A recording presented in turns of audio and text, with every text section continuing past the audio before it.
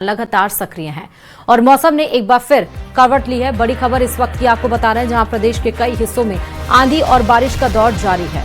मौसम विभाग ने आज 19 से अधिक जिलों में आंधी बारिश का येलो अलर्ट जारी किया है। जयपुर और आसपास के क्षेत्रों में सुबह से रुक रुक कर हल्की बारिश दर्ज की जा रही है। वहीं शनिवार को कोटा, भरतपुर, जयपुर और बीकानेर संभाग के कई इलाकों में हल्की से मध्यम बारिश हुई। 12 जिले के अटरू में 2 इंच से अधिक बारिश रिकॉर्ड की गई है, जबकि बीकानेर संभाग में दोपहर बाद तेज आंधी और बारिश का दौर देखने को मिला।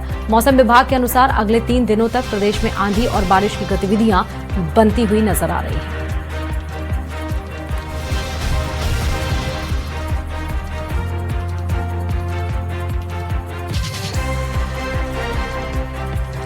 तो वहीं जयपुर के किशनगढ़ रेनवाल क्षेत्र में प्री मानसून की पहली बारिश ने व्यवस्थाओं की पोल खोलकर रख दी है। रेनवाल सहित आसपास के ग्रामीण इलाकों में हुई तेज बारिश के बाद से कई सड़कें जलमग्न हो गईं।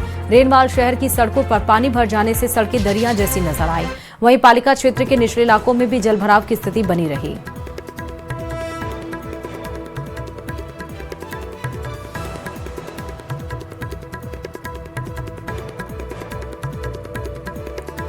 तो सड़कों पर पानी भरा हुआ है, परेशानी बढ़ गई। इस वक्त की बड़ी खबर आपको बता रहे हैं। देखिए किस तरह से सड़कें दरिया बन गई और यही चिंता कहीं ना कहीं ग्रामीणों को आसपास के जहां पर नाले उफान पर रहते हैं या जहां पर सड़क की मरम्मत नहीं की गई, जहां पर नालियों की सफाई नहीं की गई, जहां पर नालों की सफाई नहीं की गई।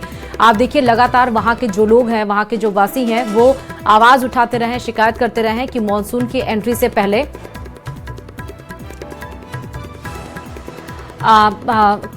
मानसून आने से पहले यहाँ पर साफ सफाई किए जाए। और 2 रिपोर्टर्स हमारे साथ जुड़े हैं, 2 संवाददाता। जयपुर से अरबाज हमारे साथ जुड़े हैं, कोटपुतली से हीरालाल हमारे साथ जुड़े हुए हैं। सबसे पहले जयपुर रुक कर लेते हैं। अभी तो प्री मानसून मान सकते हैं अरबाज, अभी तो सही से मानसून आया भी नहीं है, लेकिन आप देखिए कि अगर तेज बारिश हो जाए तो इस समय क्या हालात होते हैं सड़कों के, नालियों के, नालों के। अरबाज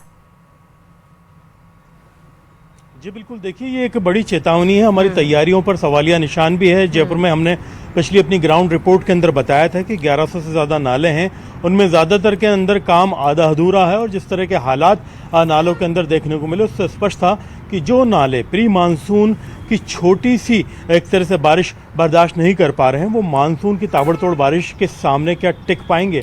हालांकि अभी एक तरह से देखा जाए तो मानसून महाराष्ट्र के आधे हिस्से से पहले अटका हुआ है।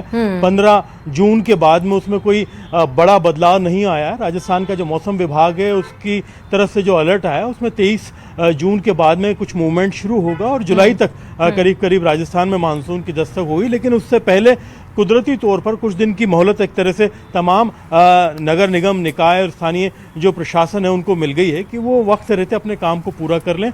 वरना जब बारिश होगी, क्योंकि अल नीनो के प्रभाव में बारिश कम होने का मतलब ये नहीं होता कि ताबड़तोड़ बारिश के 1-2 दौर नहीं आएंगे, क्योंकि इसमें सबसे बड़ी प्रॉब्लम ये होती है कि बारिश का डिस्ट्रीब्यूशन जिस हिसाब से कम होता है, लेकिन बीच बीच में बड़े जो चंक आते हैं वो खतरनाक बारिश के भी हो सकते हैं, जो शहरों की जो जल निकासी की व्यवस्था है उसकी एक तरह से पूरी स्थिति का लिटमस टेस्ट कर देंगे कि जब आपने तैयारी नहीं की थी तो बारिश इस तरह से आई तो बड़ा नुकसान हुआ। पिछले कुछ वर्षों में हमने लगातार कवरेज करके दिखाए कि किस तरह की स्थितियां होती हैं, चुनौतियां हो जाती हैं। और यही जो स्टैच्यू सर्किल की सड़कें हैं जो अभी मौसम खिलने के बाद में आपको साफ सुथरी नजर आ रही हैं, 2 मिनट जैसे ही बादल बरसेंगे ये पानी से लबालब हो जाएंगे और जल निकासी के ऊपर सवालिया निशान लगा देंगे। फिलहाल राजस्थान में अगले 24 घंटे के अंदर ज्यादातर हिस्सों में बारिश की चेतावनी। आज शाम तक जो मौसम जयपुर के ऊपर मेहरबान था वो उदयपुर की तरफ शिफ्ट होने लगा है और कल से यानी 22 जून से एक बार फिर से चेतावनी है अगले 24 घंटे के लिए, जिसमें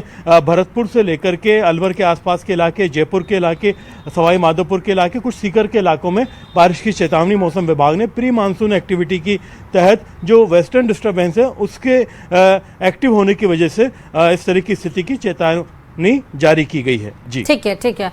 कोटपुतली रुक कर लेते हैं। हीरालाल हमारे साथ जुड़े हुए हैं। हीरालाल, वाकई जैसा अरबाज ने कहा कि अल नीनो की वजह से वैसे भी डिस्टर्बेंस इस समय मानसून में बना हुआ है, मानसून देरी से पहुंच रहा है, लेकिन थोड़ी सी बरसात यहां पर प्रशासन की पोल खोलता हुआ नजर आ रहा है। कोटपुतली के हालात क्या है?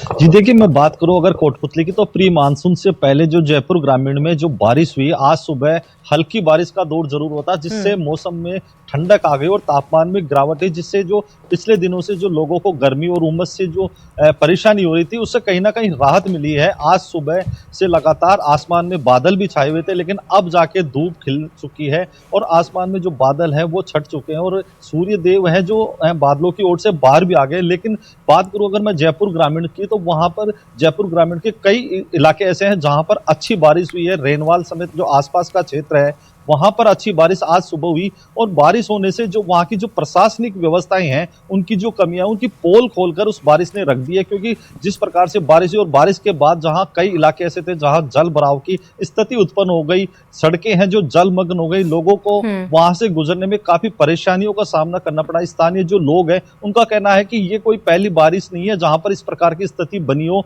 अमूमन जब भी बारिश होती है तो रेनवाल और आसपास के क्षेत्र में जो निचले हिस्से हैं वो जलमग्न हो जाते हैं, लोग अपने घरों में कैद होने पर मजबूर हो जाते हैं।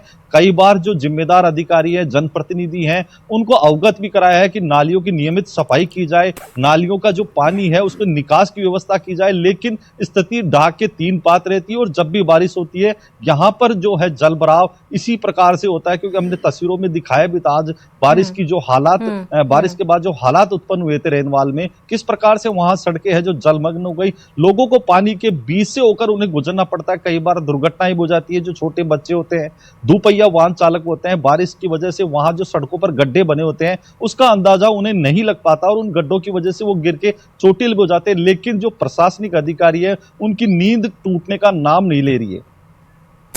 तो मुझे ये बताइए, अरबाज और हीरालाल दोनों से मेरा एक ही सवाल है कि हर बार मॉनसून में यही स्थिति क्यों देखने को मिलती है? गलती कहां से हो जाती है? क्या अवगत नहीं कराया जाता है? प्रशासन क्यों सोता रहता है? हर बार यही एक हम रिपोर्ट लेकर आते हैं कि बारिश हो रही है, नालियां भरी हुई हैं, जल भराव है, सड़कें मरम्मत नहीं की गई हैं।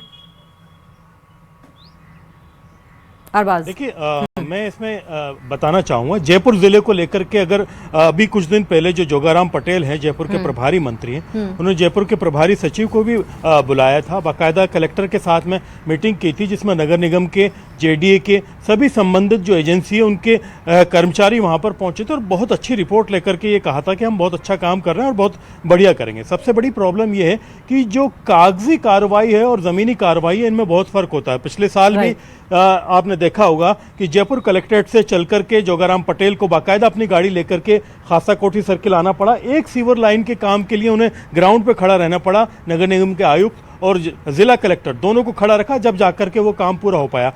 अब कहीं ना कहीं जो प्रभारी मंत्री हैं, प्रभारी सचिव हैं और जिला कलेक्टर हैं, इन्हें जिम्मेदारी तय करनी होगी कि लापरवाही कहाँ हो रही है, कहाँ देरी हो रही है। जो लोग लापरवाह हैं उनके ऊपर एक्शन होना चाहिए, क्योंकि अभी जनगणना का काम जारी था और भी बड़ी एक्टिविटीज हुई है। उनमें जिन जिन एम्प्लॉयज की ड्यूटी लगाई गई, जो लापरवाह मिले, उन्हें तुरंत निलंबित किया गया, उनके खिलाफ अनुशासनात्मक कार्रवाई की गई। यहाँ पर कार्रवाई नहीं होती है, रिस्पॉन्सिबिलिटी एक दूसरे के ऊपर टाल दी जाती है। शहरों के अंदर कचरा बढ़ता रहता है, पॉलिथीन जाकर के नालों में भर जाती है, जल भराव सड़कों पर हो जाता है, लोगों की जान पर बनाती है। ये समस्या परमानेंट है। सॉल्यूशन यही है कि लगातार निगरानी हो, जिम्मेदारों के खिलाफ एक्शन हो, तो लोगों की जो लापरवाही है, कुंभकर्णी नींद है, वो जल्दी ही टूट जाएगी। नहीं तो अरबाज, इस पे एक सवाल और है कि ये कार्रवाई करेगा कौन? अब मंत्री के पास इतना टाइम तो है नहीं कि वो हर एक गली, हर एक सड़क पर जाके खड़े रहे, जैसे पिछली बार जोगाराम पटेल जी खड़े रहे तब जाके काम हुआ। तो इसका मतलब अधिकारी सुन नहीं रहे हैं, अधिकारी बेलगाम है। देखिए, रिव्यू मीटिंग के बाद में लगातार बैक टू बैक मीटिंग्स करना जरूरी है, स्टेटस देखना जरूरी है। झूठ जो बोल रहे हैं कर्मचारी, उनकी रिपोर्ट्स का सभी जगह नहीं तो कम से कम किसी एक जगह औचक जाकर के निरीक्षण करना जरूरी है, रैंडमली, ताकि पता चल सके कि